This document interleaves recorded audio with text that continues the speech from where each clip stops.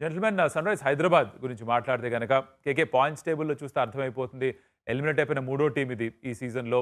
ఎందుకు అలా ఉన్నారంటే ప్రధానంగా ఒక కారణం చెప్పాలంటే ఏదంటారు మీరు? బౌలింగ్. అదే ప్రధానమైన కారణం. అనుకున్నంత స్థాయిలో బౌలింగ్ చేయకపోవటమే అది ఒక పెద్ద కన్సర్న్‌లా మారిపోయింది. అండ్ హై ఎక్స్‌పెక్టేషన్స్ అయితే బ్యాటింగ్ పైన కూడా ఉన్నాయి. మన హోమ్ గేమ్స్‌లో మనం ఇలానే ఆడతామని ఒక పందా పెట్టుకుని అదే పందాలో బ్యాటింగ్ చేయటం. అండ్ స్లో పిచెస్ మీద కాస్త గ్రిప్ అవుతున్న పిచెస్‌లో కూడా అటాక్ చేసి మొత్తం వికెట్స్ కోల్పోవటం. దాని తర్వాత పూర్తిగా కొన్ని మ్యాచెస్‌లో అన్ని ఓవర్స్ కూడా ఆడకపోవటం ఇట్లాంటివన్నీ కూడా జరిగాయి. It's a mix of both లాగా అనిపించింది కౌశిక్ బ్యాటింగ్ అయితే. ఎందుకంటే 243ని 18.3 ఓవర్‌లో చేజ్ చేసిన టీం తర్వాత ఏం జరిగింది అనేది అది వాళ్ళకే అర్థం కావాలి. దానికి సింపుల్ రీజన్ ఏంటంటే బ్యాటింగ్ ఆర్డర్ కూడా కరెక్ట్‌గా సెట్ చేసుకోకపోవడం ఒక కన్సర్న్ అయిపోయింది.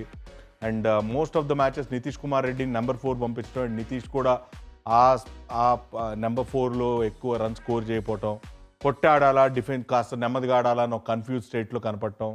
సో ఇవన్నీ కూడా కారణాలు అనిపించాయి నాకు. ముఖ్యంగా అయితే బౌలింగే నాకు మేజర్ కారణం అనిపించింది.